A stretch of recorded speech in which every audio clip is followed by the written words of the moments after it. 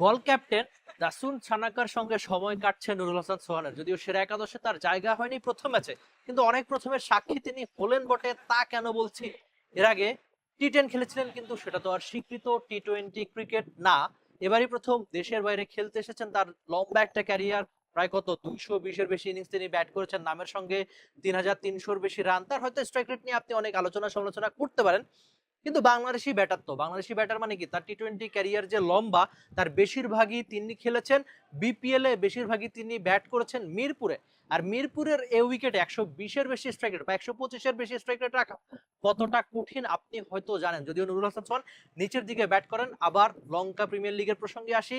গলের হয়ে আজকে সেরা একাদশে জায়গা পেয়েছেন বাংলাদেশের ওয়ানডে ক্যাপ্টেন মেহেদী হাসান মিরাজ। কিন্তু নুরুল হাসান সোহানের অপেক্ষাটা একটু লম্বাই হচ্ছে। যদিও প্রথম ম্যাচে তিনি এসেছেন, তার জায়গাটা হয়নি সেরা একাদশে। তিনি আশা করছেন, অন্তত যেটা তিনি বলেছেন, যে সামনের ম্যাচগুলো যদি তিনি সুযোগ পান সেরা একাদশে খেলবেন। আপনাদের একটু পিছিয়ে নিয়ে যায়, যেখানে রংপুর রাইডার্সের হয়ে সিলেটে বরিশালের বিপক্ষে একটা দুর্দান্ত অকল্পনীয় ইনিংস নুরুল হাসান সোহান ব্যাট করেছেন। বিশেষ করে একবারে কাইল মিয়ার্সের ওই ওভারটাতে যেভাবে তিনি ব্যাট করেছেন। লোডশেডিং কিংবা ঘরের বাইরের তীব্র গরমে ওয়ালটন রিচার্জেবল ফ্যান থাকলে থাকবে শুধু বাতাস আর বাতাস। আমি একটা রেকর্ড দেখছিলাম যে রান তাড়ায়, সেটা কিনা পুরো টি20 ক্রিকেট ইতিহাসেরই অন্যতম সেরা একটা ইনিংস ছিল। বিশেষ করে শেষ ওভারে যেভাবে তিনি রংপুর রাইডার্সকে জিতিয়েছিলেন, ওই ইনিংসটা নিশ্চয়ই আপনি মনে রাখতেই চাইবেন যে টি20 ক্রিকেটটা এভাবেই খেলতে হয়। তাই দাসুন সানাকা কিংবা তার দল জানে যে নুরুল হাসান সোহান যেদিন সুযোগ পাবেন বা যেদিন খেলবেন, সেদিন এমন ব্যাটিং ফ্রেন্ডলি উইকেটে কেমন ক্রিকেটটা তিনি খেলে থাকেন।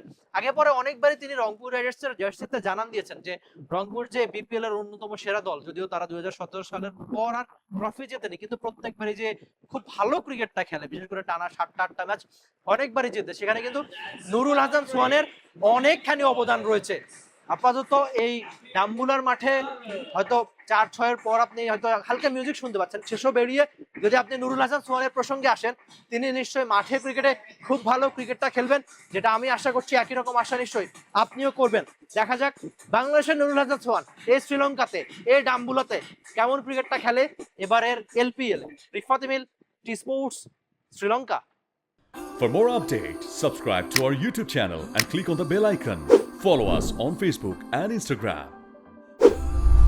Download T-Sports app to enjoy exciting games and highlights. Visit tsports.com.